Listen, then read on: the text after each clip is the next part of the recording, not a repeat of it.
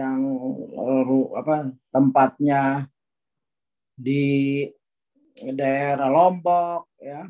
Pokoknya dekatlah Australia itu. Dulu bahkan bersatu secara geografi. Ya.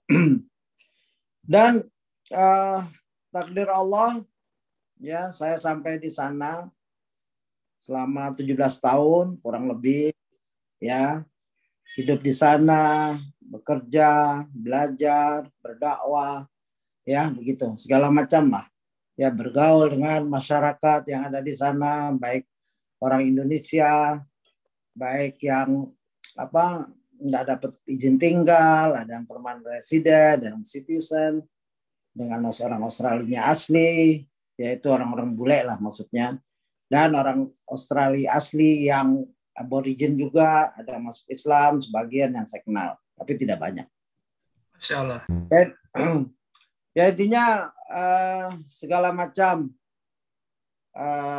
jenis, warna kulit, dan bahasa kita jumpa di sana. Mungkin Ustaz Ziko juga pernah di England, ya, pernah di UK.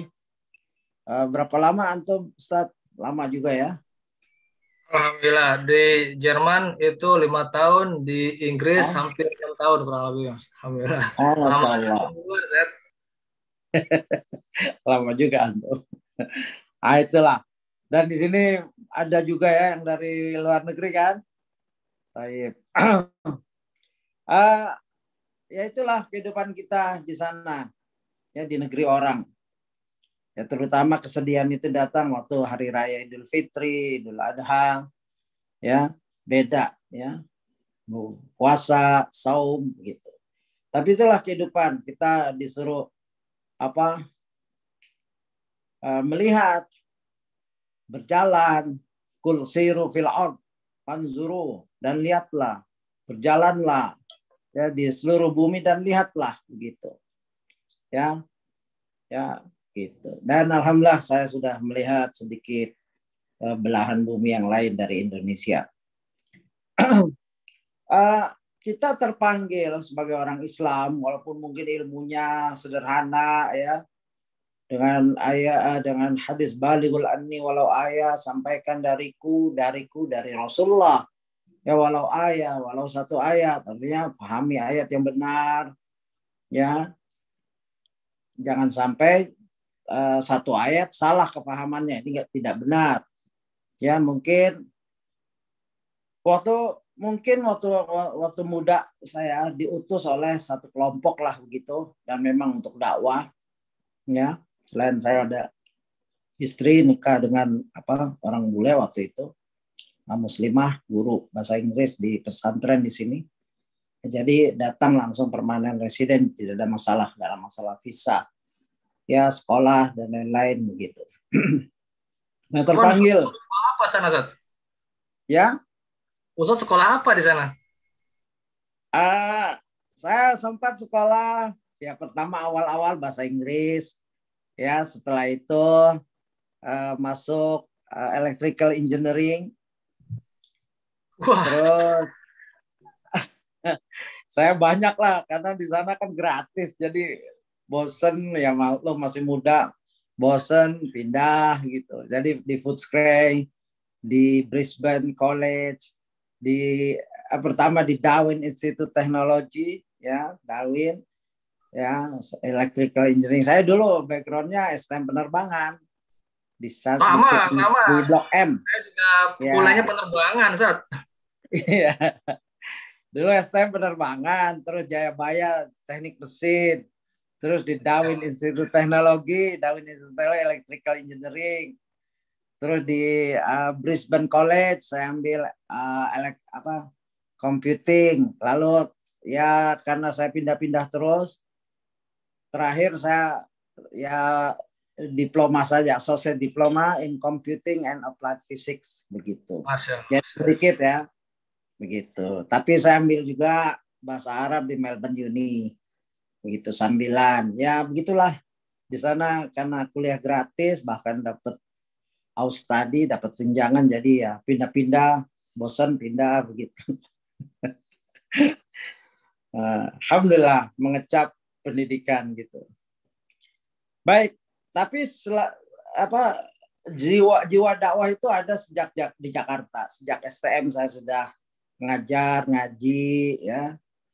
Dan sejak STM penerbangan sudah ngajar, terus ikut-ikut mahasiswa HMI, ya, ngaji dengan tokoh-tokoh Islam di sini di Indonesia begitu ya. Ya itu panggilan dakwah itu, dan masuk suatu kelompok lalu dijadikan duat di Jakarta gitu. Tahun berapa Ustaz Afwan kalau boleh tahu Ustaz? Karena nggak kebayang gambaran zaman itu kayak apa itu. Tahun berapa itu? Zaman itu nggak ada salafi, nggak kenal kita salafi. Nggak Ya, kenal. bahkan Ustadz Yazid Jawas waktu itu masih ngajar bahasa Arab saja di saya. Waktu itu beliau suka ke Libya. Saya tinggal di Pegangsaan, ya Pegangsaan Barat itu dengan Debi Nasution Allahyarham. Kita belajar kitab tauhid, usul salata, sifatus salatun nabi, nukil ya, sistemnya nukil mangkul begitu. Beliau kan keluar dari IJ, Islam Jamaah, LDI gitu. LDI keluar lalu ya. Pak, lembaga dakwah iseng-iseng. Lembaga dakwah iseng-iseng. Iya, mirip gitu. Tapi dia udah keluar. Setelah keluar kenal saya kenal dia gitu. Ya kita anak-anak muda lah semua dengan Ustaz Abdurrahman. Bahkan Debi Nasution sempat membangun membuat yayasan, ketuanya Ustaz Abdurrahman. Saya nggak ikut yayasannya. Ketuanya Ustaz Abdurrahman, Ba'tsus Salaf. Jadi Debi Nasution setelah ikut Islam Jamaah dia keluar lalu dia ngaji aja. Dia belajar langsung dari Saudi, Syekh Bimba, Syekh Utsaimin, begitu bolak-balik lah. Begitu ya, lumayan bahasa Arabnya. Debi Nasution itu siapa, Ustaz? Debi Nasution itu dulu penyanyi rock. Terus ikut Debi Nasution itu kan? Adiknya Kinan Nasution. Masya Allah. Temannya Krisye itu tahun-tahun 80-an itu. Itu senior saya tuh. Saya manggilnya Abang Debi. Ya, dulu kita kumpul saya ngaji dulu sama Sofyan Jalil, bekas menteri itu, terus Siswono, bekas menteri pertanian, itu senior saya itu. Wahfiuddin, ya, Bang Wahfiuddin yang ya banyak lah mungkin saya sebutin, antum nggak kenal. Ustadz Sada Bahri itu senior saya juga, Ustadz Sada Bahri yang baru meninggal itu LDI itu senior saya. Begitu. Ya, jadi jiwa dakwah alhamdulillah sudah ada lah dipupuk oleh senior-senior kita, terutama anak-anak UI. Karena saya sekolah di STM tapi bergaul di Setiabudi Karet. Anak-anak SMP 3 begitu. Ada training dulu zaman itu 1980-an ya. Ada training NDI, nilai dasar Islam, SNI, banyak istilah-istilah gitu. Tapi belum ada kajian-kajian salaf, belum ada waktu itu. Ustadz Abdul Hakim pun masih di labiri di maktabah, ya jarang ngasih ceramah, belum waktu itu. Saya nggak tahu itu. Ya begitu. Nah ke Australia tahun 85. Ya. Tahun 85 mendarat di Darwin langsung. Ya. Alamnya beda sekali dengan Indonesia, gersang di sana, panas. Ya, jadi ya sempat nggak betah lah gitu. Tapi karena tugas dari pimpinan, maka saya ikut perintah tugas di Darwin. Di sana langsung tinggal dekat Islamic Center, Jalan Van der Laan Drive, Kasuarina, Dawit. Ada Islamic Center satu-satunya di sana. Imamnya Syekh Abdul Quddus Al-Azhari, lulusan Al-Azhar, hafiz Quran, orang India. Ya kebetulan dia ngobrol sama saya, terus dilihat di tes saya baca Quran, langsung dijadikan asisten. Ya, jadi asisten guru, langsung jadi asisten imam di sana. Masya Allah. Ya, beliau hafiz, yaitu umur saya 20-an gitu, 21, 22. Yang ngajar anak-anak orang India, orang Pakistan, orang Singapura, Malaysia, Indonesia, orang Australia, murid-muridnya gitu. Jadi istilahnya evening school ya, setelah mereka pulang sekolah, ya sekolah sore lah begitu. Dari asar sampai maghrib. Ustadz bisa sampai sana, Ustadz? Hah? Apa yang bikin Ustadz bisa sampai ke Australia? Siapa yang ngutus? Oh, jamaah saya dulu. Saya kan ikut jamaah dulu. Jamaah Hmm, NII dulu. Dan hmm. saya nikah kan. Tadi saya bilang saya nikah sama seorang Australia. Orang bule. Mas- Istri saya orang bule yang pertama. Masya Allah. Dia guru bahasa Inggris di suatu pondok. Gitu. Dia murid saya di Pegangsaan. Ngaji sama saya. Lama-lama ya dijodohin sama Debbie dan lain-lain lah. Begitu. Setelah itu saya diperintahkan dakwah ke Australia oleh pimpinan. Inilah cerita dakwah ya. Sampailah saya di Australia. Ya di Australia alhamdulillah ya, ya sepi ya. Sepi lah, antum tahu lah Eropa ya. Di sana kan benua. Ya, penduduknya paling berapa? 20 ya. Sekarang 20 jutaan seluruh Australia ya. Kalau Eropa kan kecil, kalau Australia kan besar sekali. Jadi ya, cukup kesepian. Saya lahir di Jakarta, Bendungan Hilir, ya tempat yang istilahnya padat sekali, kumuh, karet tengsin. Tahu-tahu dapat tugas ke negeri orang yang sepanjang Banyak orang mata pensil ya, Ustadz, lapangan ya? yang Masya begitu. Hmm. Tapi alhamdulillah saya nikmati ya, sempat nggak betah, sempat ingin pulang, ingin balik, tapi ya gimana, tugas kan. Gitu. Dan alhamdulillah ya pelan-pelan saya ngajar terus bergaul, memang sangat-sangat berat ya orang yang istilahnya meninggalkan. Saya memahami bagaimana Rasulullah SAW meninggalkan Mekah ya, padahal alamnya Mekah dengan alamnya Madinah kan mirip-mirip ya, begitu. Betapa rindunya Rasulullah ya, dengan Mekah begitu. Nah ini penting buat kita ya, seorang Rasul saja mengalami kerinduan ya, karena di situ dia tempat main, tempat waktu kecil, di situ ada Ka'bah, begitulah kita merantau. Yang membuat betah yaitu ketemu orang Islam, kumpul di masjid, ya di Dawin itu kita kumpul di masjid, senang sekali. Kadang-kadang barbecue seminggu sekali, 2 minggu sekali, begitu. Nah, itu yang membuat kita betah. Karena kita ini kalau merantau ke tempat yang Islamnya lebih bagus, ya bagus mungkin kayak di Saudi dan lain-lain, ya. Tapi merantau terus tempat perantauan kita Islamnya nggak ada sedikit kali kaum muslim, itu seperti ikan yang keluar dari kolam. Berat sekali, yaitu saya rasakan itu ya.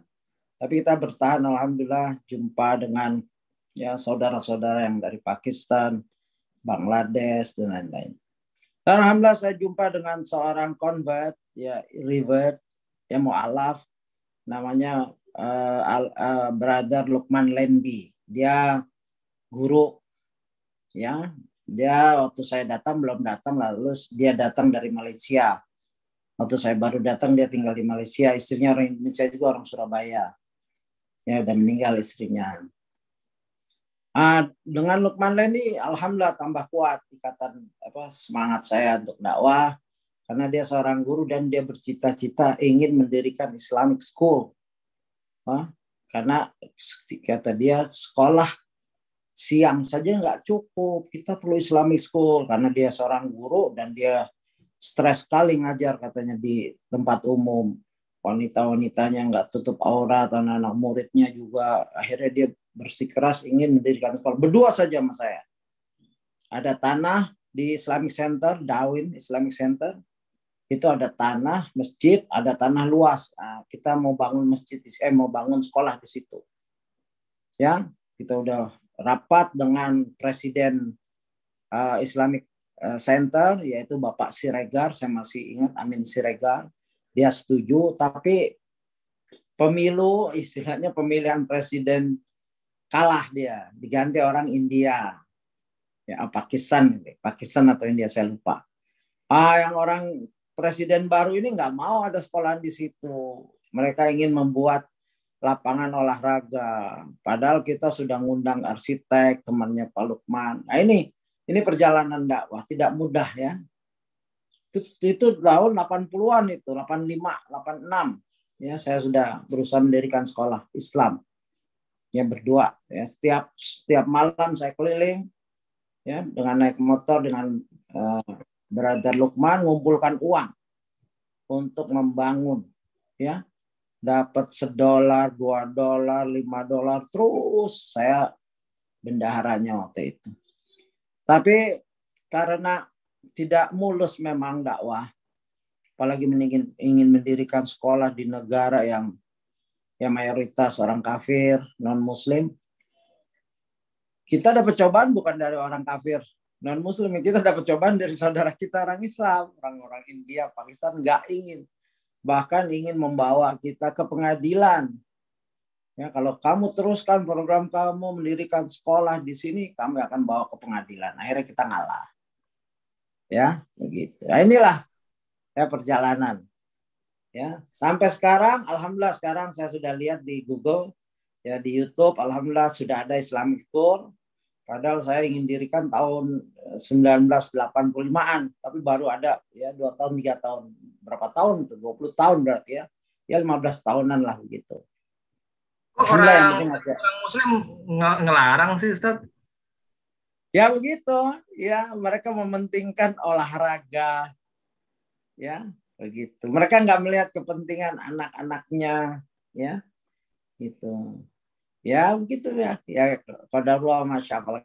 Kan keimanannya beda, pandangannya beda. Mereka juga mungkin ke sana dalam rangka mencari uang saja, nggak ada niat dakwah, nggak ada ingin ya, nggak ada panggilan ayat ud'u ila sabili rabbika bil hikmati wal mau'izatil hasanah jadilhum billati ahsan.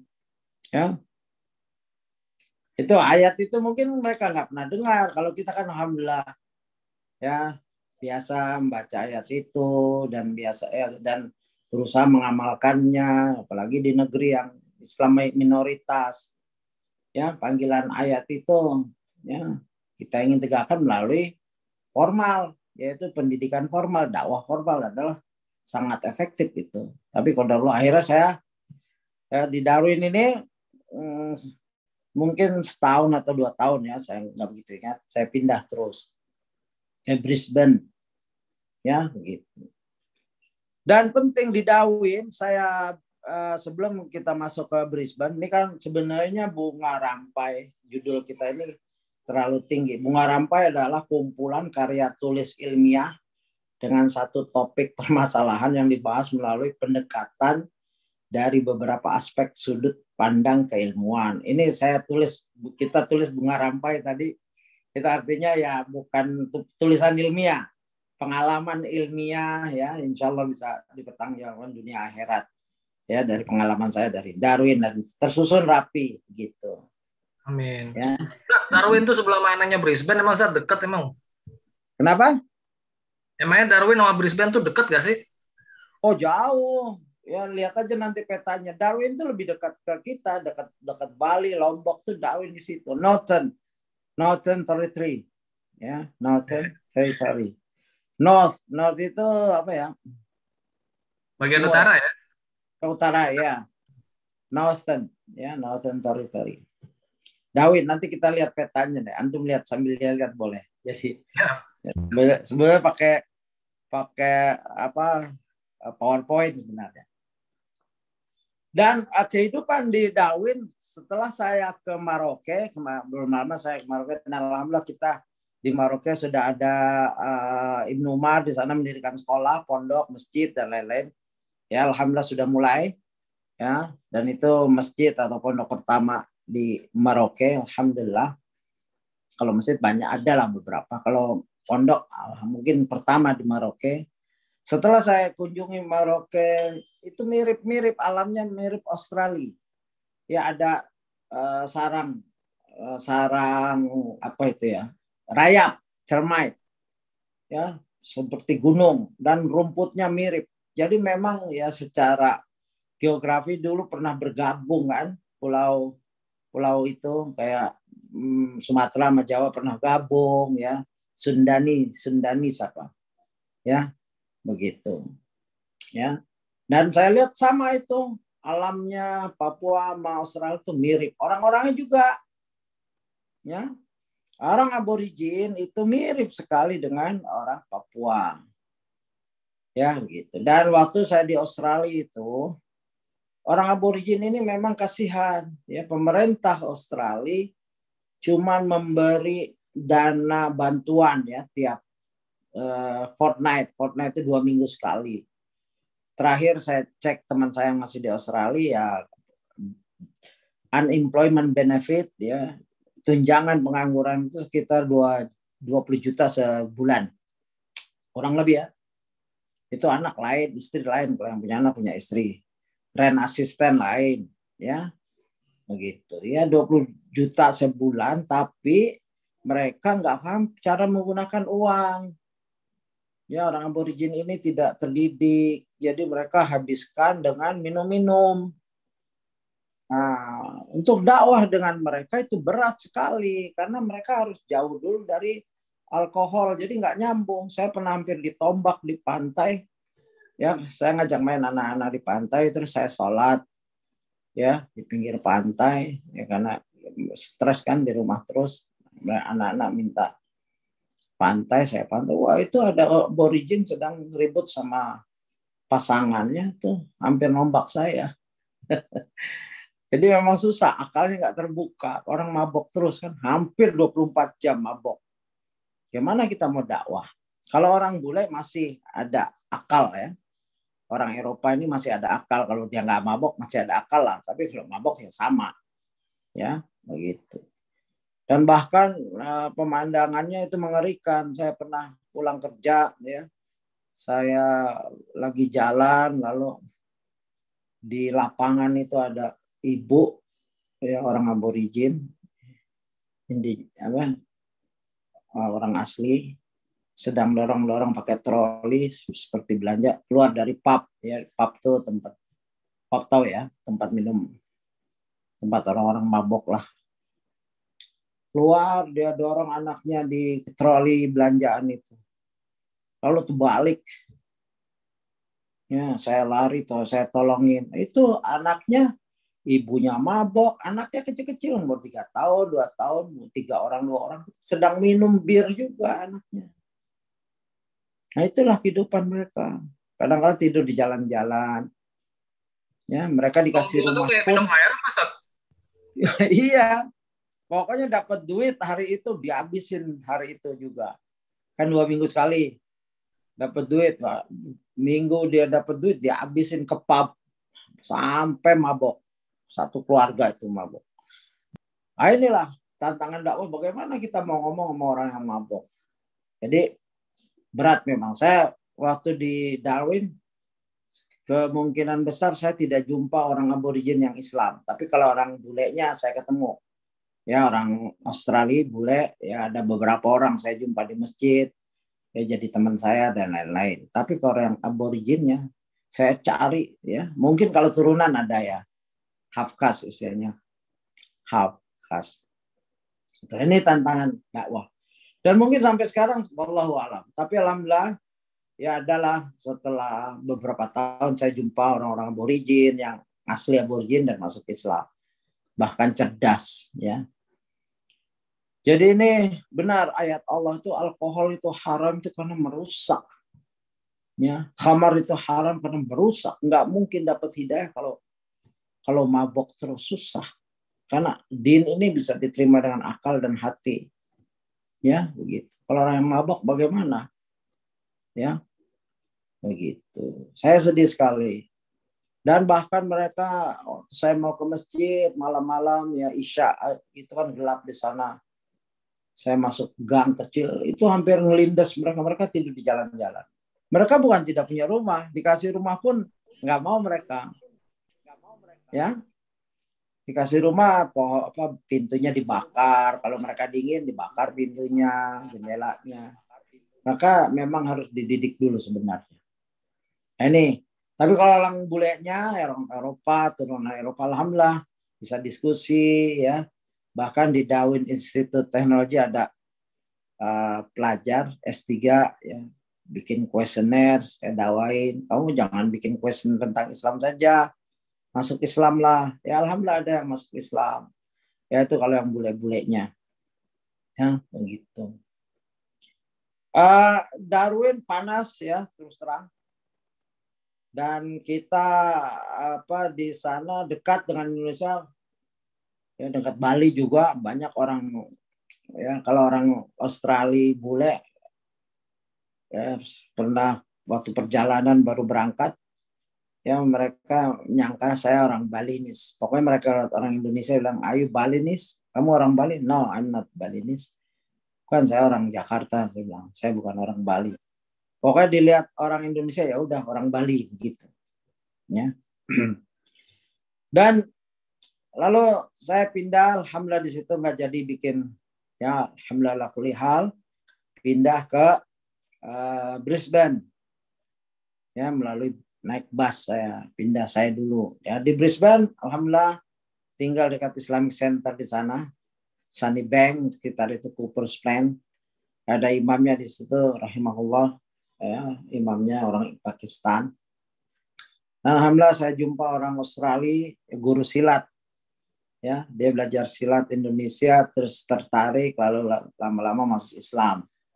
Ya, lalu dia ajak calon istrinya masuk Islam. Alhamdulillah dakwah ya lumayan bagus di sana. Ya banyak orang adalah beberapa bule masuk Islam, tapi tetap saya belum jumpa aborigin. Ya. Orang Pakistan banyak di sana, India, Pakistan, dan mereka hidupnya sudah istilahnya makmur ya, udah puluhan tahun di sana, mungkin 20 tahun, udah punya bisnis dan lain-lain. Ya dakwah alhamdulillah pesat, ya lebih pesat dari Darwin. Ada juga Islamic School, beberapa tempat Islamic School ada di sana di Brisbane, alhamdulillah. Dan Brisbane sebenarnya Queensland ya, Queensland kalau state-nya namanya Queensland, kota yang besarnya Brisbane. Itu alamnya mirip Indonesia, banyak pohon-pohon yang mirip Indonesia ya, ada pohon pisang dan lain-lain mirip. Ya, dakwah kita di sana pada saat saya di sana ya memang berat juga tetap ya, di mana-mana berat karena kita minoritas, tapi saya jumpa banyak student Indonesia ya yang ngambil S2. Kebanyakan student Indonesia itu mengambil S2, S3. Kalau S1 mungkin belum ya. Kecuali yang bayar sendiri. Kalau yang kiriman dari pemerintah, perusahaan itu S2, S3. Kalau S1 biasanya anak-anak orang mampu kuliah ya, tapi jarang jumpa sama kita. Alhamdulillah mulai ada dakwah ya dari kampus ke kampus ya bersama mereka. Ya mulai saya ngisi pengajian ya. Kalau di Darwin ya ngisi pengajian untuk orang-orang Indonesia ya. Paling 10 orang paling banyak gitu. Di sana kalau bisa kumpul 3 orang 4 orang aja udah senang kita. Ya bisa ngaji bersama. Nah, di Brisbane juga. Lebih banyak. Ya. Muslimnya dikit banget gimana sih? Katanya banyak ya, Muslim memang sedikit itulah. Kan namanya juga kalau Muslim 14.000 ya hampir 15.000 di seluruh Queensland ya 10.000 Muslim live in Brisbane ya 10.000-nya di Brisbane di kota besarnya. Bayangkan itu kan luas tanah itu. Ini mungkin yang terakhir nih bukan tahun 80-an nih sensus terakhir mungkin yang saya ambil dari Google nih, ini dari Wikipedia. Memang sedikit kan seluruh benua Australia cuma 25 juta paling banyak itu. Itu kan benua cuma penduduknya campurannya atau seluruh penduduk cuma 25 jutaan. Ya, silakan nanti ada waktu Google sendiri.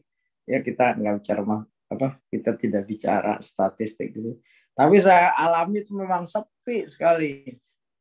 Ya pokoknya problem kita itu terlalu kesepian di sana ya terutama orang yang saya kan lahir di Jakarta ya ditinggal di Karetengsin di mana tetangga banyak teman banyak ya sekolah juga naik bis di Jakarta kuliah juga di Jayabaya di Jakarta jadi terasa banget perbedaan itu. Ya, nyari teman tuh susah sekali. Ya, biasanya homesick, kangen Indonesia, terutama hari raya dan lain-lain. Dan hari raya di sana di Brisbane, waktu di Brisbane juga ya seperti itu aja. Ya kumpul, datangnya rumah imam, habis sholat berjamaah kita datang ke rumah imam, imamnya juga orang beda kan, Pakistan atau India, makanannya udah beda. Nggak bisa kita nyari ketupat di sana. Ya, makanan yang beda, mihun dikasih gula kan, ya, Waduh. susah. Kayak gitu. Tapi alhamdulillah kita enjoy saja makanan nomor belakang, yang penting bisa ngobrol, bisa senyum-senyum, ya begitu. Alhamdulillah. Dan alhamdulillah ada orang-orang yang orang kaya Islamnya di sana yang alhamdulillah dia beli tanah untuk kuburan Islam. Ya, perlu diperhatikan juga bahwa makanan kan susah. Antum kan pernah di Jerman, pernah yang masih tinggal di luar negeri nih. Tadi di mana, di Italia dan lain-lain. Kan susah kan makanan halal. Ya. Saya sempat di Darwin sempat nyari makanan halal, terus saya dikirim sama teman saya tadi, Lukman Lendi, ya karena dia punya restoran Indonesia, halal restoran. Saya kerja waktu itu berapa bulan lah, ya. Saya ditugaskan untuk motong ayam sendiri di abattoir, di tempat pemotongan. Begitu. Ya nanti kalau kita mau potong sapi, ya halal meat, kita harus gabung dengan beberapa kaum muslim, nanti saya motong begitu. Nah ini memang berat, ya cobaannya motong sapi sendiri, motong ayam sendiri gitu. Karena kalau kita beli sembarangan di abattoir, ya pernah saya mau beli, saya bilang ada halal meat nggak? Oh ya ini halal, semua halal. Ya. Kami babi pun kami potong cara halal. Saking bohongnya. Ya. Babi dipotong cara halal katanya. Kan kami nggak makan babi, mau dipotong pakai cara halal juga kami nggak makan, itu udah haram zatnya. Nggak paham mereka itu, mau bohong ya istilahnya. Ikan aja dong terus-terusan, tat bosan. Kenapa? Makannya ikan terus dong sampai bosan. Ya, iya kan mancing mudah di sana, ikan, ya. Tapi setelah kan saya tadi bilang, setelah kumpul mereka bikin community, kayak community Malaysia kalau nggak salah, dia punya abattoir halal meat. Nah baru tuh mulai banyak tuh. Setelah orang Malaysia buka bisnis, baik di Darwin, di Brisbane, ya mereka mulai banyak halal meat, yang halal chicken halal dan lain-lain. Alhamdulillah. Gitu. Jadi ini proses istilahnya perjalanan dakwah itu dari segi makanan. Ada kita dulu di Australia ada kosher food. Kosher, tahu kan kosher antum? Kosher food makanan Yahudi. Jadi kalau di pesawat tuh mereka tawarkan, ya pesawat Qantas Airline, kita ditawarkan halal meat, halal food, vegetable meat, atau kosher food. Begitu. Kosher food ada Yahudi. Makanan Yahudi halal buat kita. Jadi kita boleh makan gitu. Ya kalau di Brisbane alhamdulillah abattoirnya ada, ya besar lagi. Jadi kita nggak toko-toko apa istilahnya, kalau abattoir kan ini abattoir tuh RPH, rumah pemotongan hewan, ya.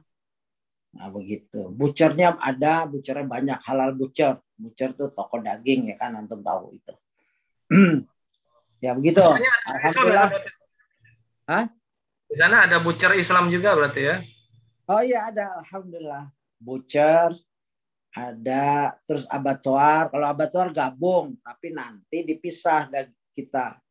Ya abattoirnya abattoir umum, tapi begitu abattoir tuh RPH-nya, rumah pemotongan hewannya bergabung. Nah nanti kita sembelih sendiri punya kita, dipisahkan, packingnya dipisahkan, nanti dikasih ke kita. Ya, ini punya Muslim nih, gitu. Ya karena kaum muslim belum sebesar itu untuk bikin abattoir. Tapi alhamdulillah belakangan Malaysia, Indonesia pada buka RPH, rumah pemotongan hewan. Alhamdulillah mulai banyak. Ya sekarang sih udah berlimpah itu. Ya jadi nggak jadi masalah itu. Alhamdulillah. Nah ini perjalanan di Brisbane. Setelah beberapa tahun di Brisbane, ya saya pindah ke Melbourne. Ya begitu. Dalam rangka mencari suasana baru dan ingin lanjut belajar juga yang lebih mungkin lebih istilahnya banyak kaum muslim. Alhamdulillah di Brisbane di Melbourne memang banyak. Ya. Banyak kaum muslim di situ. Pelajar, pendatang. Ya? Indonesia banyak. Iya, orang Indonesia banyak. Pelajar, pendatang, ya istilah illegal imigran, yang resmi, yang permanent resident, citizen, banyak ya. Arab juga banyak, ya begitu. Alhamdulillah, ya, mulailah beda lah dengan Darwin dan Brisbane. Itu kota padat kan, Melbourne itu ada namanya Preston itu udah kayak kota Islam. Di situ orang pakai jilbab bebas itu, nggak takut gangguan. Tapi kalau keluar sedikit agak asing. Ya di Preston, di Coburg ya, ada daerah-daerah yang ya daerah itu mayoritas Islam gitu loh. Banyak masjid, makanan juga mudah, halal restoran juga mudah. Ya halal meat juga mudah, dakwah juga mudah soalnya banyak kajian. Ya biasanya syekh datang, diterjemahkan kalau yang nggak bisa bahasa Inggris. Ya, yang bisa bahasa Inggris mereka ada kegiatan, ada daurah. Ya alhamdulillah, pemudanya juga saya jumpa di sana banyak ya. Pelajarnya juga jadi cukup menyenangkan ya. Semangatlah waktu saya di Melbourne itu hiduplah dan jumpa dan ada pengajian juga di sana. Pengajian orang Indonesia juga ada di sana. Ya, yang isi ikhwan-ikhwan kita yang dari kantor yang nyari kerjaan di sana, ya pulang kerja kita seminggu sekali, ya setiap weekend istilahnya. Nah, weekend kita isi dengan kajian gitu. Dan kalau kita mengunjungi orang berdakwah, ya, berdakwah dengan orang-orang bule semampunya, kadang-kadang dibuka. Sedangkan di sana ada multicultural ya, ya pergabungan antara culture Indonesia dan lain. Nah, kita suka buka stand Islam ya, begitu. Nanti bergabung tuh orang-orang yang ya walaupun dari berbagai negeri ya, tapi orang Islam bergabung buka stand Islam, kita cetak pamflet, orang-orang jual makanan, kita jual makanan sederhana saja, yang penting kan dakwah. Boleh. Ya kalau dari Eropa ada lagu daerah mereka, pakaian daerah. Ya, kita kenalkan azan, baca Quran, ya pamflet-pamflet. Ini dakwah di luar seperti itu. Alhamdulillah, ya orang bulenya juga ada yang masuk Islam, ya beberapa. Ya, tapi memang ya perjalanan dakwah itu tidak mudah. Ya, saya nggak berani 17 tahun ini menyatakan mungkin dengan dakwah saya ada 1 orang 2 orang muslim, saya nggak berani ya, karena memang ya wallahualam ada sih yang bilang dia masuk Islam ya, tapi kita serahkan pada Allah. Mungkin di depan kita, yang penting kita menjalankan saja ayat tadi ya, mengajak dan diskusi. Sebelum dilanjutkan boleh nggak teman-teman 1-2 mungkin ada pertanyaan? Oh ya silakan, sambil jalan ya, santai aja.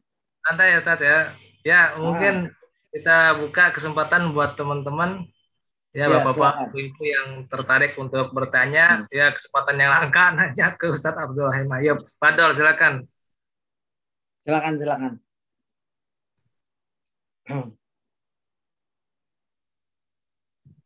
Ustadz, apa yang paling berkesan pas di Darwin, Ustadz? Yang paling berkesan waktu di Darwin mungkin bisa diceritakan, Ustadz. Oh ya, yang paling berkesan yaitu waktu saya lagi sholat ya di pantai, Ya, saya baru pertama kali ke pantai karena anak-anak nangis, pengen sekali ke pantai. Saya sholat karena waktunya sholat. Rupanya ada orang aborigin, orang asli sedang berantem sama pasangannya. Jadi pasangannya tuh mau dipukulin, mau ditombak. Pasangannya ngumpetnya di saya, di belakang saya. Jadi saya yang mau ditombak, saya mau batalin, mau gimana ya, gitu. Nah, itu yang paling berkesan itu. Sampai sekarang saya tidak lupa itu. Ya itu istilahnya tombak tuh, tombak ikan dia biasa kalau orang aborigin jarang mancing. Mereka nyari ikan tuh dengan tombak yang ujungnya itu banyak besi-besi, begitu. Itu satu. Ya, itulah yang paling berkesan bahwa mereka nggak paham kita sholat ya, dan mereka terpengaruh obat ya, terpengaruh alkohol yang begitu sangat karena hari-hari mereka minum ya. Itu sangat saya sedih sebenarnya, gimana dakwah dengan mereka, hanya Allah saja yang membuka hati mereka gitu ya, gitu ya. Paling yang orang bule-bule oke lah gitu. Itu di Dawid yang paling berat, hampir saya batalkan salat saya. Sebenarnya Mas, boleh batalkan, tapi ilmu saya belum cukup waktu itu, jadi saya diam ya sampai selesai. apa masih kayak gitu mereka, Ustaz? Iya masih. Ya, tapi alhamdulillah kita sudah mulai dai-dai orang asli mereka. Itu kita tertolong gitu. Orang-orang apa istilahnya, orang aborigin tapi masuk Islam. Nah, itu yang alhamdulillah menolong, itu sangat menolong ya untuk berdakwah dengan bahasa mereka gitu. Ada pertanyaan lain? Ada Ustadz. Ya, silakan. Ini Ustadz, saya pernah dengar dari teman, itu kayaknya Ya. memang bangsa aborigin itu sengaja dibodohkan atau dipinggirkan sehingga mereka nggak bisa minta hak mereka sebagai warga asli di sana. Apa benar itu, Ustadz? Ya, sejarah mencatat mereka dianggap manusia aja tuh udah belum lama. Dulu mereka dianggap hewan buruan. Ya, bahkan anak saya pernah baca sejarah dari gurunya bahwa dulu orang-orang kulit putih ya menganggap apa aborigin itu bukan manusia, hewan. Bahkan kadang-kala mereka suka main golf kayak hoki. Itu anak-anak aborigin ditanam badannya, kepalanya dipukul sampai lepas. Itu saya belum baca berita itu, tapi itu yang cerita anak saya waktu dia di sekolahan. Ya ini emang kebodohan, orang bulenya juga jahat ya. Dan aborigin, saya baca buku karangan seorang pendeta ya, saya dapatkan di perpustakaan. Kenapa orang aborigin beda sama orang Amerika? Kalau orang Amerika waktu orang-orang Eropa datang diperangi sampai sekarang itu, sampai beberapa tahun lah itu Indian itu. Makanya kita kenal film Indian ya, cowboy sama Indian, cowboy sama. Nah, kalau orang aborigin beda. Waktu orang, nah itu saya baca pendeta itu nulis, orang aborigin menganggap mereka kan animisme, percaya pada hal-hal yang gaib. Nah, mereka menganggap orang putih, orang kulit putih, orang Eropa itu adalah ruh nenek moyang mereka. Jadi waktu mereka datang, ya Kapten Cook kah, siapa, orang-orang kulit putih itu, mereka cuma mengintai dari jauh. Oh ini nenek-nenek moyang kita tuh warnanya putih. Itu ruh-ruhnya begitu. Jadi mereka nggak perangi. Nah setelah mereka ditangkap, dikerangkeng, dikerja paksa, dibunuh, baru mereka tahu, oh, ini bukan roh nenek moyang kita, ini orang jahat. Akhirnya sudah terlambat, sudah banyak itu. Ya memang ada, dan setelah mereka diakui sebagai manusia, bahkan diakui boleh vote, ya boleh pemilihan, tapi mereka lambat mendidiknya. Ya orang-orang Eropa nih, para Eropa itu bahkan hanya memberi uang tapi tidak mendidik. sehingga uangnya digunakan untuk merusak. Ya, dikenalkan alkohol. Mereka pernah menuduh bahwa yang memperkenalkan arak itu orang Islam, padahal tidak. Ya, yang memperkenalkan arak itu orang-orang kulit putih. Padahal dalam catatan saya jumpa orangnya, peneliti hubungan kaum Makassar dengan aborigin. Itu catatan juga di sini saya dapatkan tahun 800-an. Mereka sudah kenal orang Islam yang dari Makassar. Islam kan masuk ke Indonesia abad ke-7, yang itu yang kuat. Ya, Pak Hamka menyatakan begitu. Pak Hamka membela pendapat bahwa Islam masuk ke abad ke-7. Artinya Rasulullah kan lahir abad ke-6, 560. Jadi itu zaman tabi'in itu Islam masuk ke Indonesia. Itu yang paling kuat. Artinya sudah ada orang Islam yang Makassar itu orang Islam dan datang tidak memperkenalkan alkohol. Mereka cuma berdagang. Ya, orang Bugis tuh datang ke Darwin berdagang. Mereka udah kenal orang Islam. Sebenarnya yang menemukan Australia itu kita, orang Indonesia, orang Makassar itu orang Bugis, tapi kita nggak pernah ngakui. Ya, kita nggak pernah mengklaim bahwa itu yang nemuin, kita tidak. Nah, kalau orang bule, Captain Cook dan lain-lain itu langsung. Kisahnya kan gini. Pulau Australia setelah ditemui oleh Captain Cook sudah dapat ya, pokoknya beberapa pelaut mereka menemukan. Nah, di Inggris itu sedang terjadi kelaparan, ya, terpuruk ekonomi mereka, banyak kriminal. Saya sempat datang ke penjaraan di Sydney Harbour, ya, Sydney Harbour itu tempat pendatang, ya. Australia itu adalah benua tempat penjaraannya Inggris. Orang yang di situ ada buku, ya, buku lama catatan, ya, di museum itu ada catatan.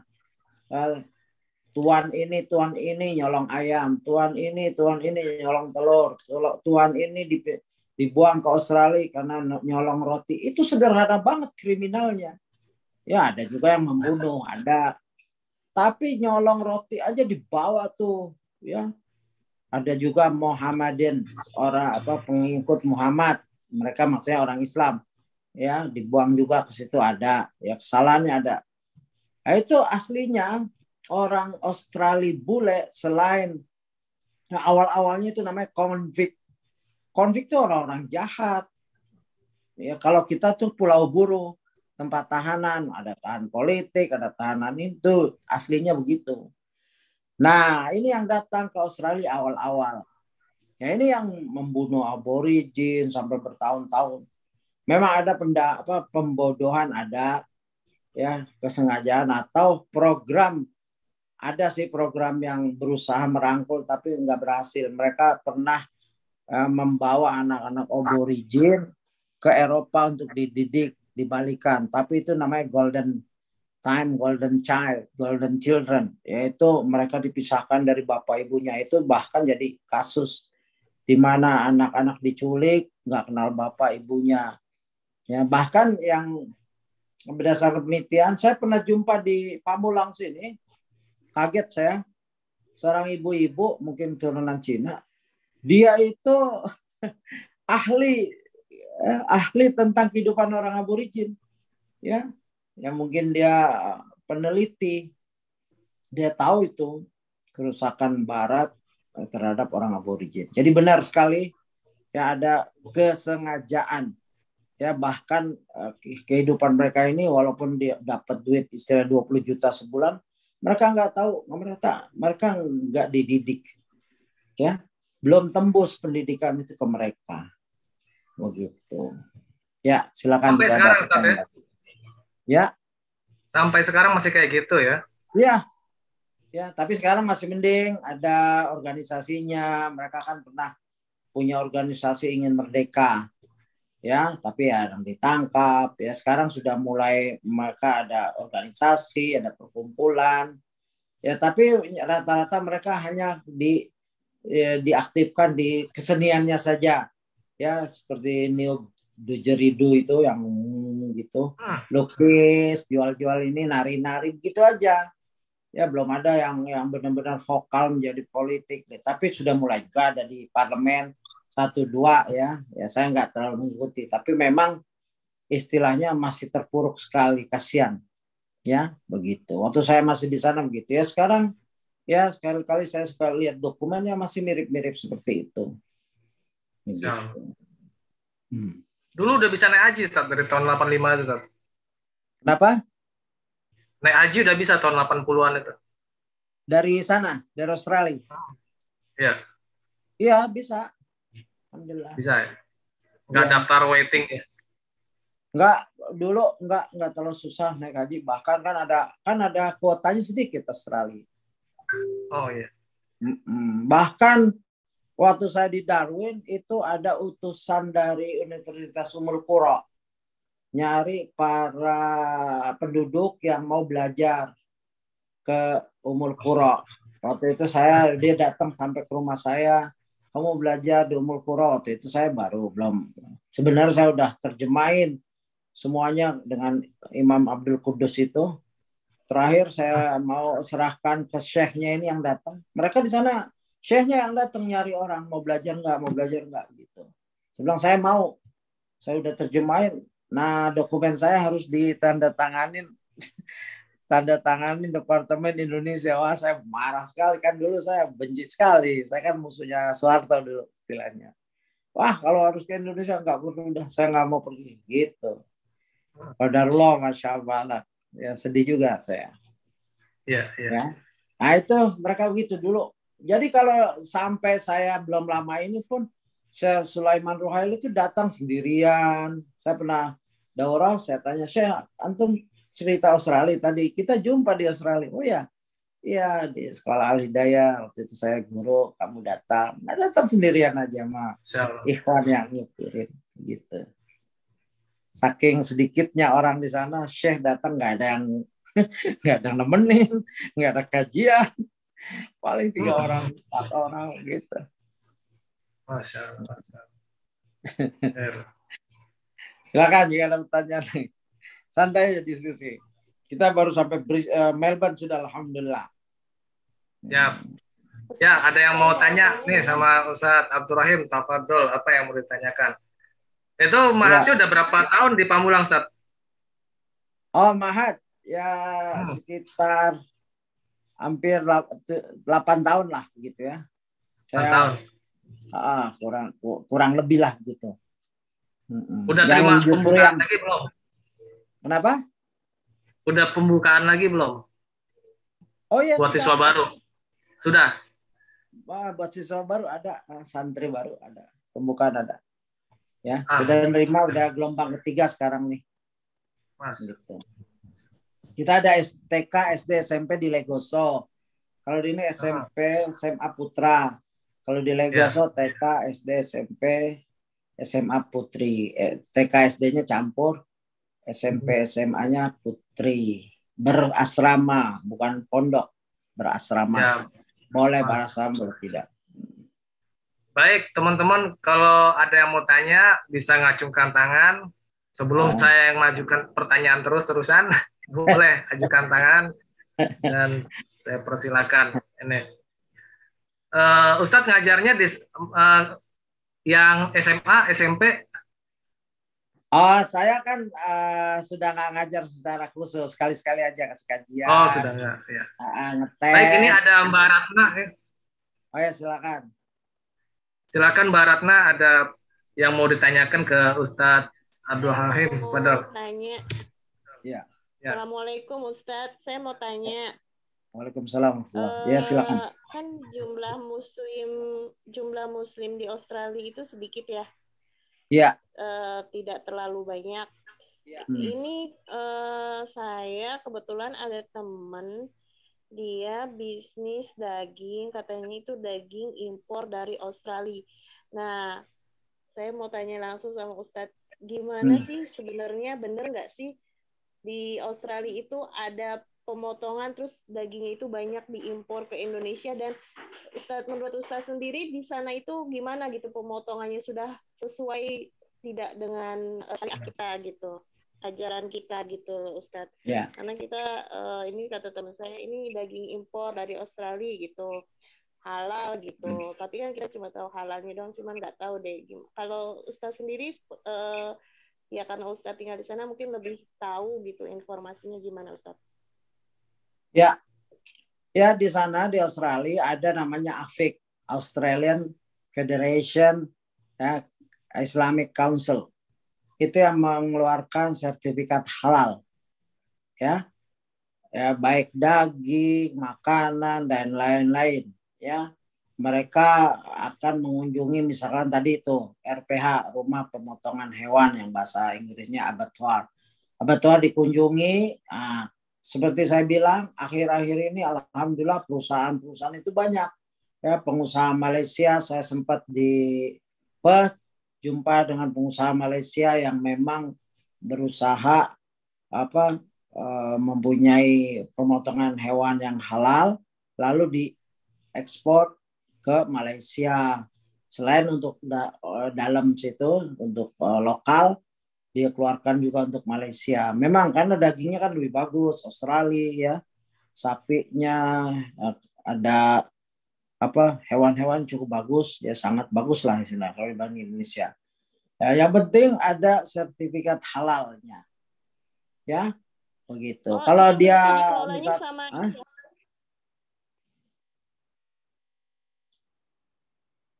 ya kalau sudah dapat sertifikat halal itu diolahnya sama orang Islam, itu yang motong orang Islam, ya. Kalau pekerja lain packingnya tuh campur, mungkin Vietnam, Cina, karena perusahaan walaupun perusahaan yang punya Malaysia kan nggak bisa mempekerjakan orang Islam semua karena sedikit. Tapi bagian pemotongnya itu Muslim dipastikan. Kan kalau packingnya boleh, ya orang kafir atau istilahnya orang non Muslim boleh. Nah, yang penting itu penyembelihannya, dan penyembelihannya juga banyak nih. Ada yang masih didiskusikan, yaitu karena mereka sangat hemat dengan tenaga manusia.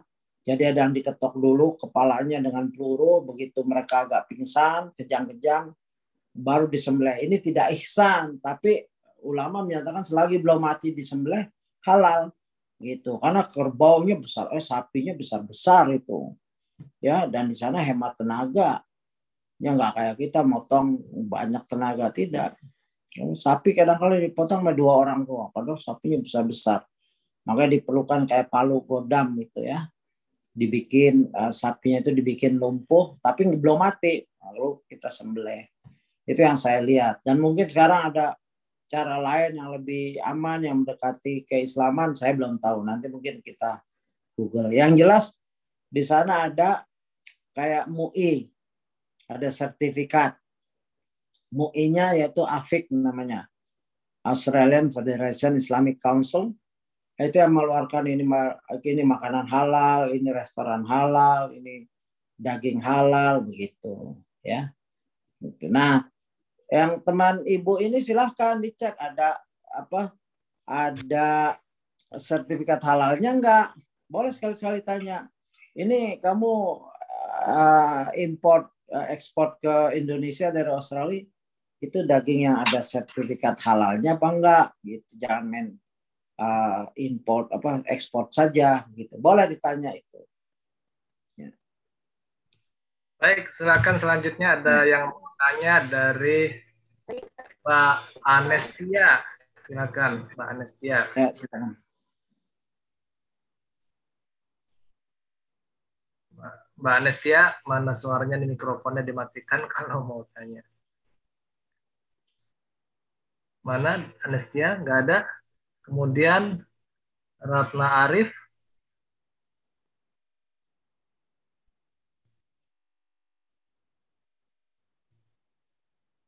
Silakan yang punya pertanyaan bisa diajukan.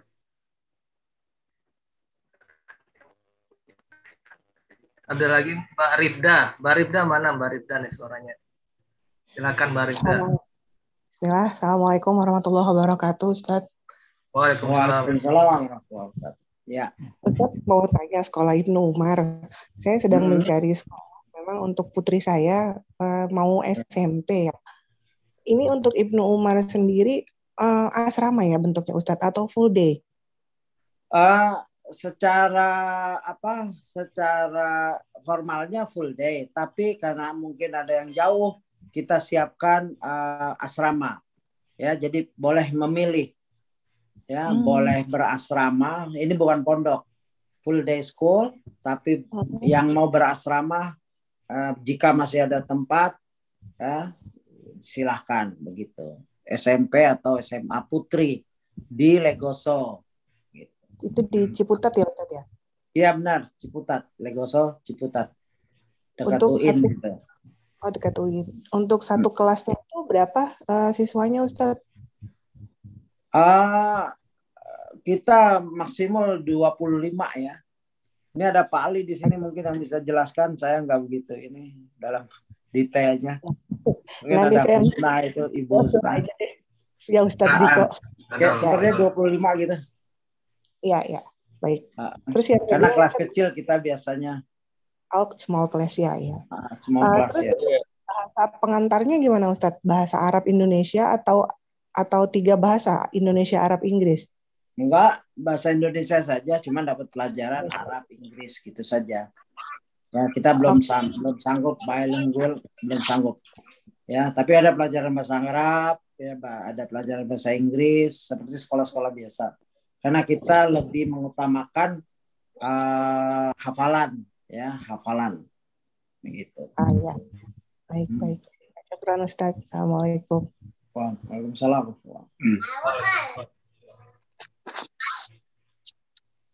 Ya, silakan ada lagi yang mau bertanya, Fadol.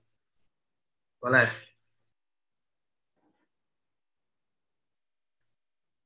Atau misalnya pertanyaan tentang mahat nih, Ustaz. Ya, silakan. Awal berdirinya gimana sih, Tat? Bisa jadi di Pamulang itu? Pertamanya apa langsung udah yang level aliyah atau gimana, Ustaz? Oh, ya. Awal pertama berdiri itu sekolah biasa, full day school di Legoso. Ya, saya punya kawan, dia dulunya ibunya itu aktivis Muhammadiyah, punya sekolahan. Lalu sekolahnya tidak jalan, ya, karena kawan saya dekat ini menawarkan, ya, karena dia tahu saya pernah di Australia, ingin mendirikan sekolah, dan saya waktu datang dari Australia 2002-2003 sempat heran, kok sekolahan yang sunnah susah sekali.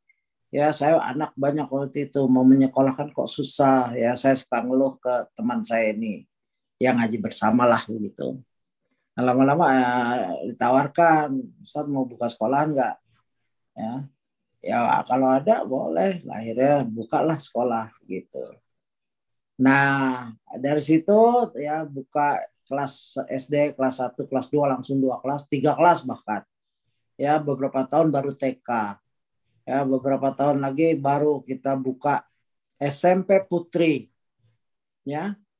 Gitu, karena kita takut buka SMP Putra karena takut tawuran, ya. Pengalaman dari yang punya sekolah seperti itu. Jangan buka Putra. Oke, kita buka SMP Putri. Nah, setelah itu kita tawuran, ya dulu anak-anak dulu pada tawuran kan. Tapi sekolah kita nggak pernah tawuran. Itu sekolah Muhammadiyah dulu. Jadi kalau bisa jangan Putra. Akhirnya kita bisa buka full day Putri. Nah, lama-lama kita diwakafkan yang di Pamulang. Nah, baru kita buka pondok langsung. Kalau Pamulang pondok Putra. Ya, dan itu juga alhamdulillah ya langsung SMP 3 kelas dan SMA sekarang. SMA ini masih merintis ya begitu. Alhamdulillah kita ada link dengan Syekh Walid Saifun Nasar. Beliau buka Mahat Ali di Gresik. Ya, menghafal Quran dan Kutubus Sittah. Begitu. Ya. Dan insya Allah doakan kita ingin buka di Cibodas. Mahat Ali juga. Ya. Syekh Walid yang Tanahnya ada kecil tapi ya cukuplah untuk pendidikan. Mungkin SMA-nya. Jadi kita pindahkan nanti ke Cibodas kalau sudah jadi. SMA dan Mahat Ali gabung saja nggak apa-apa. Wah, Gitu, pengen nih main-main. Insya Allah main lihat-lihat. Oh, Cibodas enak sekali, dingin. Ustaz Syekh Wali Iya, ngunjungin langsung senang dia, langsung ingin ngebangun. Gitu. Ya, ya. Apa yang bikin Ustadz pulang, Ustadz? Kenapa? Apa yang bikin Ustadz pulang? Ya, saya saya akan dikunjungi senior saya. Ya, Pak Siswono, ya Menteri Pertanian dulu pernah mengunjungi saya waktu di Melbourne. Siswono Yudhoyono? Enggak tahu dah, bukan. Bukan Widodo. Yang Menteri Pertanian tahun berapa gitu? Tahun SBY kalau nggak salah. Insinyur Siswono. Nah, dia pernah mengunjungi saya, terus udah pulang ngapain dakwah di sini? Kamu lebih diperlukan di sana. Dia bilang, saya bukan punya pemimpin. Saya ingin saja pulang. Selesai sekolah, alhamdulillah, ya saya bertekad, insya Allah saya ingin mendirikan sekolahan di Indonesia begitu. Tapi belum punya modal dan lain-lain. Kan saya ngajar di Perth Al-Hidayah Islamic School.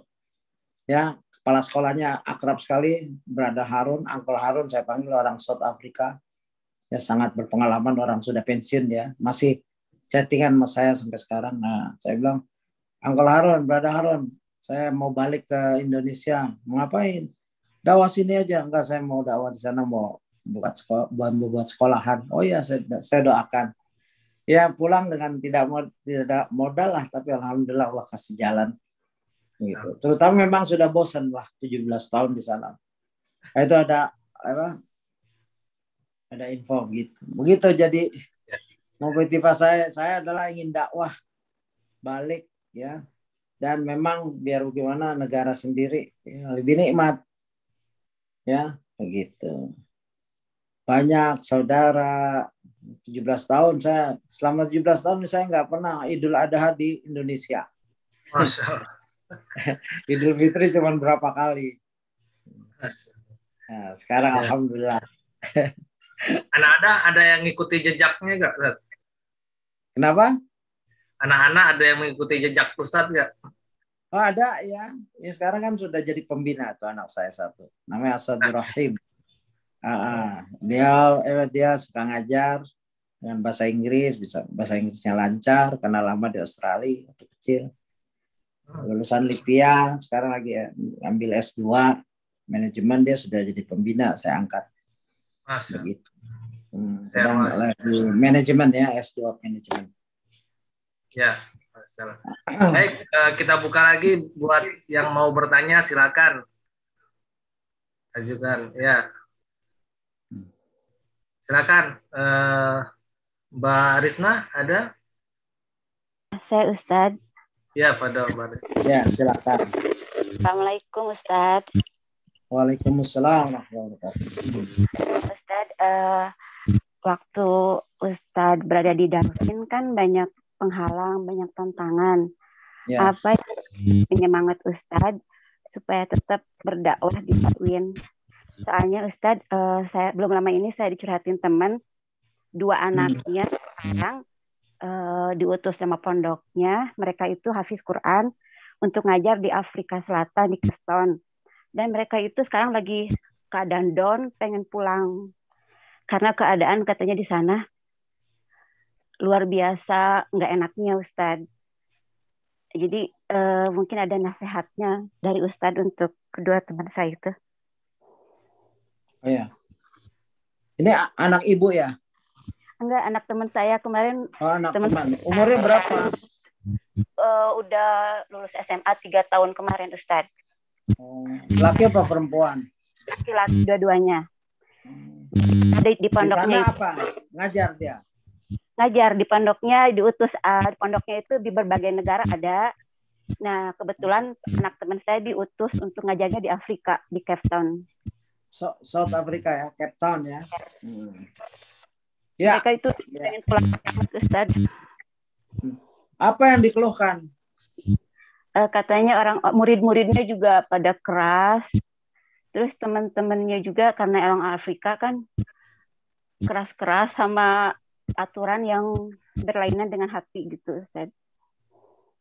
Oh iya, memang saya ngajar di Australia memang berat itu. Anak Afrika tuh umur 9 tahun lebih tinggi dari saya. Ya, saya suka diledek pendek gitu. Ya kan? Ya, kita pendek-pendek. Itu 9 tahun itu namanya Mahmud. Itu orang Somali. Memang itu cobaan orang Turki. Waktu saya lagi ngeluh ke kepala sekolah, Brada Harun. Brada Harun itu orang South Africa. Dia bilang, Brada Harun, wah ini anak-anak kok kayak gini. Ini apa ya? Berisik ya. Nah, Brada Harun, kok anak-anak kayak gini gitu. Iya memang. Ya kamu bersabar aja Ustadz. Karena sama saya saja, saya lagi ngajar Quran. Itu anak kakinya diangkat. Ini Brada Harun senior banget, udah tua. Ya, saya pikir bahasa Inggrisnya bagus, orang South Africa. Ya, tinggi, ganteng lah. Ya, sama saya aja katanya. Saya lagi ngajar Quran, kakinya itu di atas meja. Tuh anak-anak kayak gitu, anak Turki, anak Lebanon, anak Mesir, begitu. Afrika, Somali, ya, Eritrea. Nah, keluhan itu memang kalau mental nggak kuat memang berat itu.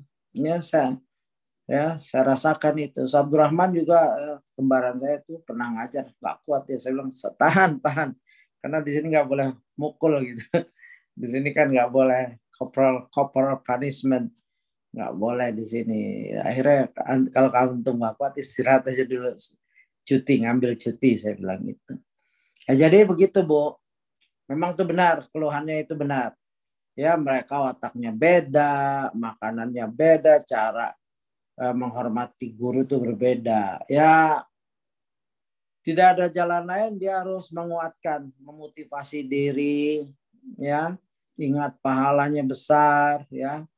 Terus kalau memang sampai stres dia ngomong sama pimpinannya, ya, yang mengutusnya. Saya udah nggak kuat, benar-benar nggak kuat. Tapi kalau dia mengingat pahalanya yang besar, ya, mengajarkan Quran, ya tiap pagi, tiap hari, satu hurufnya aja berapa, 2 ayatnya saja seperti dalam satu hadis, ya, seperti mendapatkan ternak yang gemuk-gemuk. Itu setiap seorang yang pagi mengajarkan Al-Quran di masjid, ya, belajar atau mengajarkan Quran. Nah itu dia harus pandai memotivasi diri, ya, tidak ada jalan lain.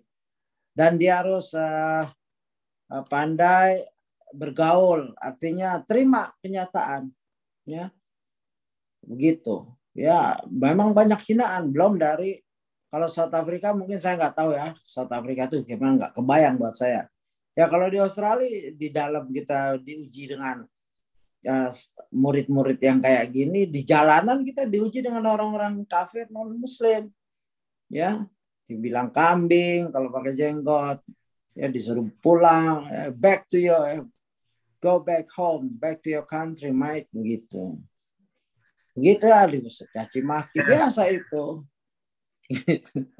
Jadi ya nasihat saya nggak tahu South Africa bagaimana, tapi ya dia harus menguatkan diri dengan baca hadis-hadis yang menyemangatkan, baca ayat-ayat, baca sahabat Nabi, bagaimana Mus'ab, bagaimana Mu'adz bin Jabal, Mus'ab dan lain-lain, duta-duta yang Rasulullah kirim, ya, ke Yaman sendirian, ya, ke Madinah. Dulu Madinah belum ada Islam, ya, mereka lah perintis. Nah kalau dia bisa seperti itu, silakan terus. Tapi kalau dia memang jadi futur, jadi bahkan merusak hafalannya, merusak keimanannya, dia boleh, ya, mastata'tum, ya, la yukallifullahu nafsan illa wus'aha, ya. Jangan takaluk, jangan membebani diri. Dialog, ya, ngobrol sama pimpinannya. Saya udah nggak sanggup lagi, ya, saya bisa rusak di sini. Silahkan. Kalau sanggup bagus, jihad itu. Gitu. Wallahu a'lam. Masya Allah, syukron. Selanjutnya ada Mbak Meli Hayati. Nah, mana nih Mbak Meli? Silakan. Assalamualaikum warahmatullahi wabarakatuh. Waalaikumsalam. Mbak Meli dari mana, Mbak Meli? Ya, Ustadz, sebenarnya pertanyaan saya mirip-mirip sama Mbak Risna tadi ya. Gimana kiat hidup di antara kita jadi minoritas gitu kan. Apalagi yang saya terima di cerita-cerita dari Australia di sini, atau ada teman yang pernah tinggal di Australia, itu memang ujiannya berat, terutama tentang tentang isu SARA itu ya, tentang agama terutama. Nah, tapi Ustadz kan di sana 17 tahun ya, Masya Allah ya Ustadz ya. Jadi dan pernah di beberapa kota-kota besar di Australia juga. Jadi ceritanya saya tuh lagi memotivasi anak saya untuk sekolah di luar negeri. Cuma mendengar banyak begini begitu itu, yang lemahnya saya, bukan anak saya gitu. Jadi kira-kira Ustadz ada nasihat nggak buat biar sayanya kuat, atau apakah sekeras itu kehidupan di tempat minoritas yang katanya mereka tuh lebih beradab, katanya mereka tuh lebih lah, karena mereka ya kalau mau dibilang mereka yang kulit putih, mereka yang punya otak lebih cerdas, tapi kenapa tidak bisa menerima perbedaan yang begitunya gitu, Ustaz? Ya, kira-kira itu, Ustaz. Manusia cenderung bangga dengan apa yang mereka miliki ya, dengan postur tubuh yang besar-besar, mata biru, kulit putih ya, itu mereka bangga dengan postur tubuh. Satu, terus kecerdasan teknologi dan lain-lain ya. Terus kita pendatang, ya wajar lah ya. Di sana mereka merasa keganggu, padahal itu juga negara bukan negara mereka. Kita suka balikin itu ya. Kalau kita dibilang, "Hey, you go back home, and then you too go back home. This is not your country." Suruh pulang balik ke Inggris, Ustaz. Iya. Kalau kita tahu sejarah, you too go back home to England, to UK. Ya, this is not your country, this is aborigin country. Kita gitu nyerah dia. Ini tahu sejarah nih orang gitu. Ya, tapi kan nggak bisa kita hidup seperti itu terus. Ya, gitu. Nah, ada kiat-kiat ya, tapi ini kita lihat ya, mau misalkan anak mau belajar. Kalau Syekh Utsaimin melihat pelajarannya apa, apakah pelajaran itu tidak bisa ditempuh di negara yang mayoritas Islam gitu. Di Riyadhus Shalihin bab hijr, bab niat tuh, bab niat diantaranya itu ada pembahasan itu. Satu, apakah tidak ada pelajaran itu di negara yang mayoritas Islam? Kalau masih ada, silahkan di negara kita sendiri. Kecuali tidak ada, ya boleh keluar negeri dalam rangka belajar dengan syarat dia harus bisa menzahirkan keislamannya, sholat, ya siar-siar Islam, puasa, dia harus kumpul dengan kaum muslimin yang di daerah sana. Ini punya syarat ini, ya. Kalau ini tidak terjadi, dia nggak bisa sholat, nggak bisa puasa, lebih baik ya ini kan pendidikan biar gimana kan dunia. Ya Allah berfirman ya, yang wala tansa nasibaka minad dunya. Ya. Kita dunia ini asal jangan lupa saja. Ya. Wala tansa nasibaka minad dunya. Akhirnya kejar akhirat. Kalau dunia ya sekedar jangan lupa saja. Artinya kalau misalkan ingin pendidikan tapi akhiratnya hilang, imannya hilang, itu kan bayarannya mahal banget ya. Bukan masalah dolarnya, memang biaya di sana mahal. Ya, waktu saya kuliah mahal, tapi saya gratis. Ya, wah itu udah mahal bayarannya, ongkosnya, tinggalnya di sana mahal. Terus kalau iman hilang, cuma dapat misalkan taruh S2 kedokteran, terus jadi kafir buat apa? Gitu loh. Nah, ini ibu, kalau anak tidak mau, itu sebetulnya tuh anak ya, memikirkan mungkin dinnya, ya. Tapi kalau ibu jamin, karena ada satu anak, saya nggak sebut namanya, ibunya datang ke saya, Ustadz, anak saya mau ke Australia belajar, Ustadz bisa datang nggak? Nasihatin dia, oh ya, mana belajarnya? Di Brisbane. Ya, akhirnya kita ngobrol. Ya, saya nasihatin seperti ini, kamu nanti kalau di Australia cari teman yang baik dan lain-lain lah. Pokoknya saya nasihatin sebagaimana orang tua menasihati anaknya lah. Ya, sekolah, cari teman yang baik, cari lingkungan yang baik, rajin ke masjid, ikut kajian, ikut istilahnya weekend class, ikut mengajar di kampus. Begitu nasihat saya. Hindari paham-paham yang radikal, yang syiah. Nah, di Brisbane saya tahu rupanya belum lama ya. Belum lama akhirnya apa? Ibunya yang ngundang saya itu sering nanya yang berbau syiah, buku-bukunya buku syiah. Kok ibu kayak gini? Padahal dia udah ngaji sunnah, tahu-tahu dia terpengaruh sama anaknya. Anaknya sudah kena paham syiah di sana. Gitu.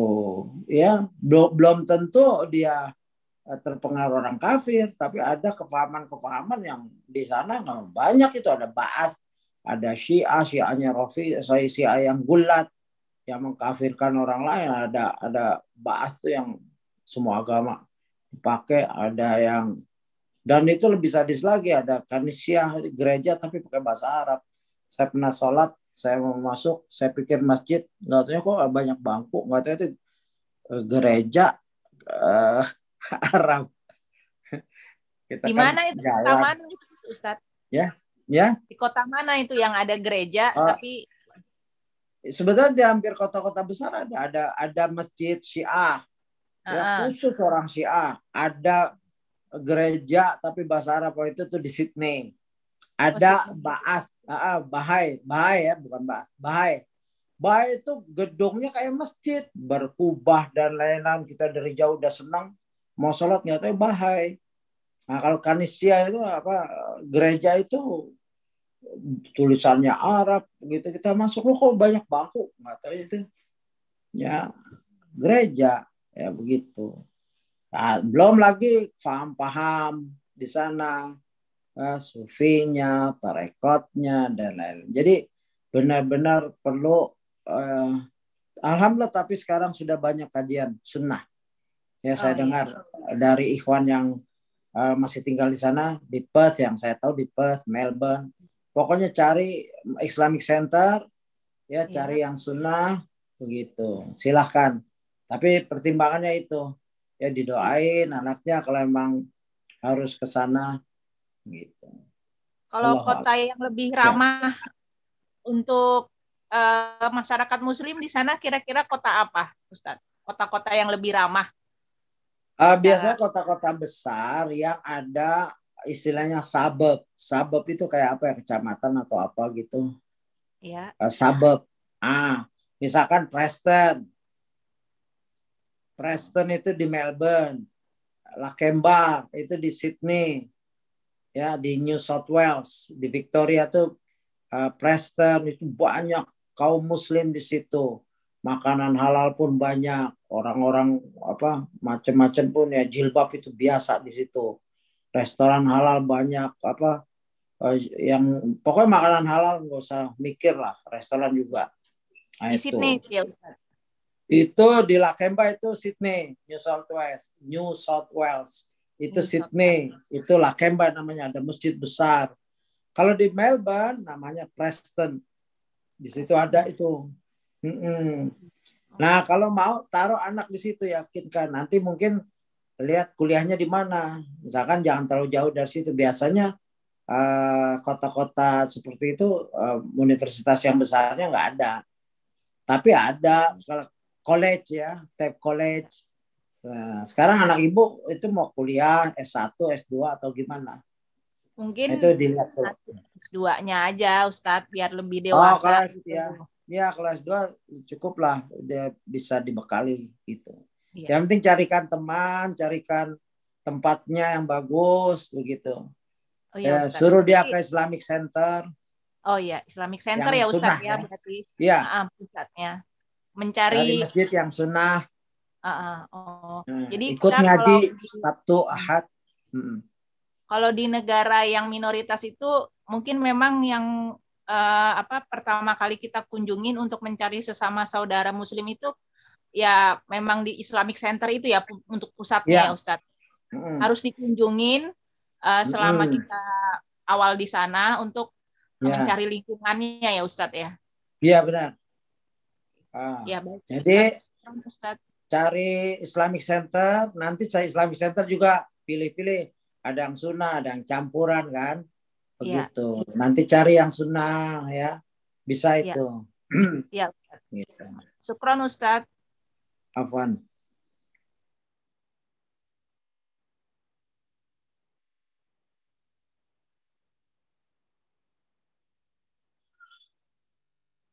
Silakan jika ada lagi tanya.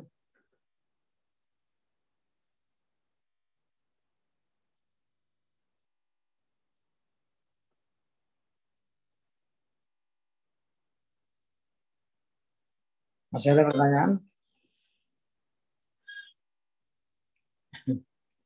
Baik, mungkin ada pertanyaan terakhir atau mungkin Ustadz ada nasihat buat kita orang tua gimana terkait pendidikan anak, Ustadz, apalagi kehidupan yang di luar kantor, Ustadz. Baik. Ya, memang Allah berfirman qu anfusakum wa ahlikum nara. Ya, kita diperintahkan untuk jaga diri kita dan keluarga kita dari api neraka. Bab ini, bab menjaga dari api neraka adalah bab luas yang ke arah pendidikan. Ya, di mana seorang ibu, seorang bapak, ibu, ya, seorang ayah dan ibu, seorang suami dan istri menyiapkan dirinya untuk mendidik anak-anaknya agar dirinya selamat dari api neraka dan ya keluarganya. Ya, bukan lembaga. Pendidikan ini bukan lembaga yang bertanggung jawab. Lembaga itu hanya ta'awun, bentuk ta'awun alal birri wa taqwa. Ya, mereka nggak punya kewajiban. Mereka sendiri mempunyai kewajiban terhadap dirinya. Para pengurus yayasan, lembaga pendidikan punya kewajiban anak-anak dan dirinya. Nah, sedangkan kita ya di pundak kita, terutama laki-laki, ya, kullukum ra'in wa kullukum mas'ulun an ra'iyati. Ya, setiap kamu adalah pemimpin dan akan ditanya bagaimana kamu memimpin, mengembala. Ya, seorang laki-laki akan ditanya bagaimana dia memimpin ya istrinya dan anak-anaknya. Seorang ibu ditanya bagaimana dia menjaga anak suaminya dan hartanya dan lain-lain. Ya, oleh sebab itu masalah pendidikan anak itu utama. Bahkan kadang-kala bagaimana Imam Bukhari menjadi Imam Bukhari karena beliau bapaknya, ayahnya menjamin ini anak tidak makan yang haram dan ini anak benar-benar belajar, tidak kerja dan lain-lain. Itu Imam Bukhari. Ya, sampai pengakuannya, aku tidak pernah berjual, tidak pernah membeli dan menjual. Ya, beliau menghabiskan bekal ayahnya dan orang tuanya kiloan emas. Ya, uangnya ini dititipkan ke temannya. Temannya yang mengolah keuntungan dikasih. Dan Imam Bukhari sempat tidak mendapatkan kiriman orang tua. Tetap dia nggak mau kerja, nggak mau ini. Karena memang dia lagi fokus belajar. Sampai dia makan rumput untuk mengganjal perutnya. Kelaparan. Ya, nah itu kan susah seperti itu. Tapi itulah pendidikan. Ya, anak kita jaga ya lingkungannya, lingkungan rumah. Ya, pertama kita harus mendidik diri kita juga. Karena apa? Dabi nafsik, mulai dari dirimu. Ya, didik diri kita. Kalau kita pengen anak kita soleh, didik diri kita biar jadi soleh semampunya. Walaupun mungkin paham agamanya udah umur usia lanjut kayak saya gini baru kenal agama, tidak apa ya, tidak ada kata terlambat. Yang terlambat itu jika kedua kaki kita di neraka, itu terlambat ya. Tapi kalau masih di dunia umur berapapun silahkan ya memulai, dan kita minta ya, kita jelaskan ke anak kita, nah kamu jangan seperti ini. Kalau dulu abah, kalau dulu ibu tidak paham ilmunya, makanya ibu seperti, mungkin kamu pernah lihat bapak seperti ini, ayah seperti ini, itu karena ayah tidak paham. Kalau kamu kan sudah paham ya, ayah kasih tahu ini ayatnya, ini dalilnya, ini bukunya, kamu nggak boleh berbuat ya. Kalau kamu pernah lihat ayah ibu berbuat seperti yang kamu berbuat sekarang, itu karena ayah dapat uzur, ibu dapat uzur karena nggak tahu. Kalau kamu sudah tidak dapat uzur lagi berbuat seperti itu, karena kamu nih dalilnya. Ya walaupun kita nggak hafal, kita belikan buku saku, kita belikan buku, kita sekolahkan. Ya, ayah ibu dulu nggak ada sekolah Islam yang benar. Nah, kamu udah masuk sekolah Islam, sekolah sunnah, begitu. Ya ini penting sekali. Bahkan kalau seorang ayah ibu habis hartanya untuk mendapatkan anak-anak yang soleh-soleha, itu suatu kenikmatan. Ya tapi kan sekarang banyak orang tua yang egois, terutama di Australia ya, individualisme. Di mana mereka ingin poya-poya, ya ini saya nyari harta, saya ingin nikmati. Ngapain punya anak? Akhirnya uang larinya ke anak. Sakit, rumah sakit, pendidikan. Ini individualisme, ini pendidikan mereka emang. Sampai di Australia itu, ya karena saya banyak pengalaman di sana, lebih baik melihara anjing daripada anak. Ya, anjing loyal. Anak ya sudah biaya banyak, mereka kadang-kadang nggak taat, nggak loyal. Itu sampai begitu orang kafir tuh. Ya orang Islam, orang Islam pun ada yang terpengaruh seperti itu. Ya, lebih baik sekarang apalagi. Ada yang melihara monyet, ada yang melihara anjing, ada yang naudzubillah.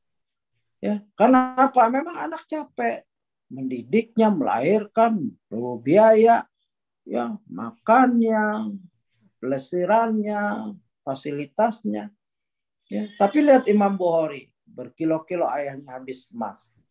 Ya, begitu. Nah, inilah ya pengorbanan seorang ayah dan ibu. Ya, dan selain mendidik, menyiapkan dengan harta, ya fasilitas, siapkan juga dengan mental.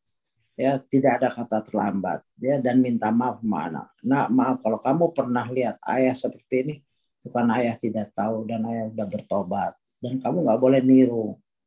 Gitu ya. Jadi kalau dibalikin, yang ngomong kayak gini dulu, ayah kayak gini dulu, sekarang kan udah nggak lagi. Karena apa? Ya, anak itu makhluk yang paling pandai meniru ya orang tuanya. Kalau orang tuanya gini, dia niru kayak gini. Gitu. Ya mungkin begitu saja. Ustaz Ziko, silahkan ditutup kecuali ada pertanyaan. Mungkin udah malam ya. Silakan. Baik Ustaz, terima kasih, jazakallah khair. Mudah-mudahan lancar semua tugas-tugasnya ya. Terima kasih juga dengan Abu Aisyah Ali sudah dibagikan informasinya, Masya Allah. Karena takut ngejolimi antum waktunya. Dan mohon maaf, Ana minta lagi nih, mudah-mudahan nggak kapok kalau Ana tembak buat ngisi lagi. Siap, insyaallah siap. Ya, Ustaz. Ini kita jarang-jarang bisa kedatangan tamu ya buat pengajian ya. Mudah-mudahan bisa kesempatan juga offline, karena alhamdulillah dengan izin Allah penyakit yang berat ini mulai diangkat ya Ustaz ya. Kita udah mulai batasan udah mulai diangkat, mudah-mudahan bisa offline Ramadan kita bisa full lagi sholat insyaallah. Jumat ya. Akhi Ziko, Ustaz Ziko, besok tuh Jumat malam di Masjid Rahmatan lil Alamin. Di mana Ustaz? Masjid Rahmatan lil nanti anak kirim ininya, linknya. Siap, nanti Anda sampai ke Tangerang. Buat yang teman-teman yang dekat, silakan Fadol ya, open. Judulnya ya, Islam bukan agama teroris. Islam bukan agama teroris. Baik. Ya. Nanti kita sebarin teman-teman, silakan disebarkan. Mudah-mudahan juga ada versi online-nya kayak gini. Mungkin ya, saya nggak tahu tuh. Kayaknya mungkin ada. Oh, ada ini daringnya, ada daringnya. Ada daringnya? Ada. Silakan yang jauh-jauh, silakan kalau mau lihat. Ya, baik. Kita cukupkan sampai sini. Mudah-mudahan bermanfaat buat ibu-ibu, bapak-bapak sekalian. Barakallahu fiik. Terima kasih waktunya. Tetap doa kepada majelis. Subhanakallahumma wa bihamdika asyhadu an la ilaha illa anta wa atubu ilaik.